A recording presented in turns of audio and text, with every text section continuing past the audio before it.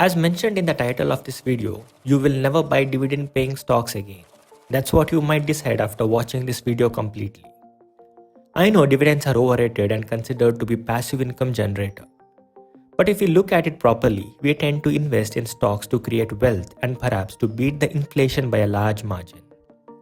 I personally feel that for regular payouts on your investments, bonds and fixed deposits are a better choice than taking higher risk to get dividend yield of 6 to 7%, and also where the capital is at risk of losing value. Before we come to a conclusion, let's see why Warren Buffett does not pay dividends to his Berkshire Hathaway shareholders. In terms of not paying dividends, we don't pay dividends because we think we can turn every dollar we retain into more than a dollar of market value. I mean, the only reason for us to keep your money is if it becomes worth more by us keeping it than it would be worth if we gave it to you. And if we can create more than a dollar of market value for every dollar we keep, you're better off whether you want to take that dollar out by selling a little piece of your stock or whether you continue to leave it in. That's the test. If we come to the conclusion that we can't do that, and we could come to the conclusion sometime, then we should distribute it to you. The interesting thing is, we're in certain businesses, for example, See's Candy being one. We don't have a way to intelligently use all of the money that See's generates within the See's Candy Company. So if See's were a standalone company, it would pay very large dividends. Not because it just had some dividend paying policy. It would be simply because we wouldn't have a way of using, in this case, $30 million a year intelligently in expanding that business. The Buffalo News is the same way. We don't have a way of using money within that specific business intelligently to use the money that it generates. We hope that in the overall Berkshire Hathaway scheme of things, that we can intelligently use the money that the companies in aggregate generate for us. And we think so far we have, and we think the prospects are reasonably good that we can continue to do that.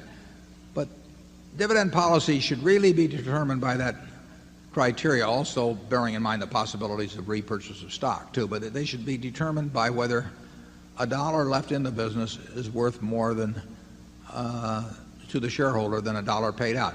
Someplace like Coca-Cola, if Coca-Cola had paid no dividends and simply repurchased shares and developed the bottling system and done the things that they have, the shareholders probably would have been even better off.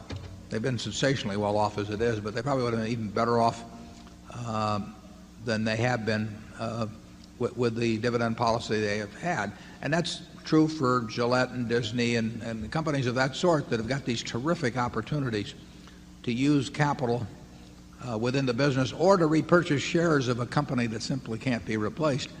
If that usually is the best use of capital, it's probably better than dividends. And we have written some about that, Martin, but people usually keep doing what they've been doing. They're hard to change.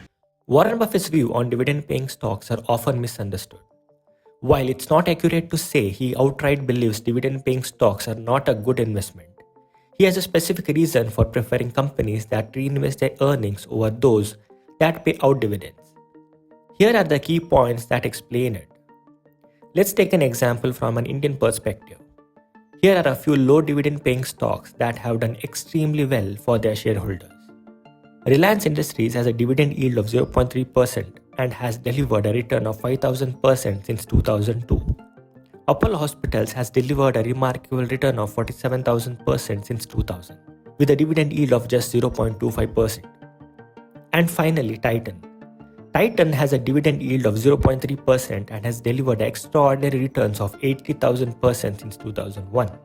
All these stocks and many more have created immense wealth for their shareholders. Their management was effective in retaining and reinvesting the generated cash to create multifold wealth for shareholders, rather than paying out cash as dividends. It is an impossible task for a high dividend paying stock to generate such remarkable returns. Try doing it on your own by finding stocks with high dividend yields. Then compare their returns over the years. This should make it easier for you to choose between dividends and growth stocks.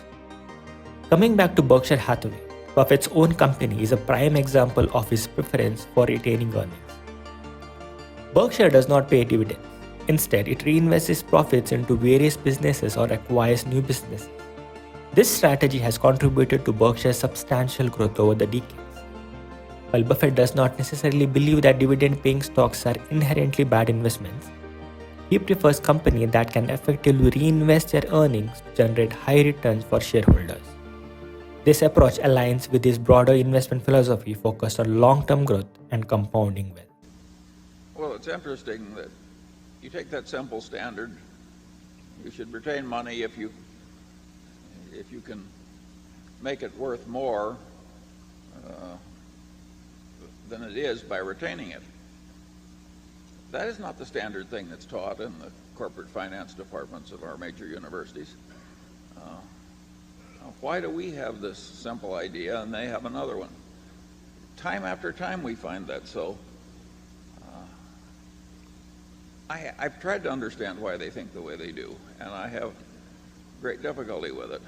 I've just concluded that they're wrong, but that isn't enough. There has to be a reason why so many smart people are that wrong, and that's a story for another day. But there are things gravely wrong with American education that I hope that Berkshire Hathaway is slowly helping to fix. Can you imagine if pick any one of you here, and let's say the two of us were in a business together, was earning $100,000 a year. How would we decide whether to leave the $100,000 each year? And it'd be exactly what we've talked about here. If we thought the $100,000 would translate into a present value of more than $100,000 by some action, we'd leave it in, and if it didn't, we'd take it out. And it doesn't seem to register generally. And incidentally, in our own case, we'll probably go too long before we come to the conclusion that we're not really using it that effectively, because there'll be a certain denial we'll go through, and we'll say, well, that was just temporary last year. But that is our approach, and we'll do our best to apply it.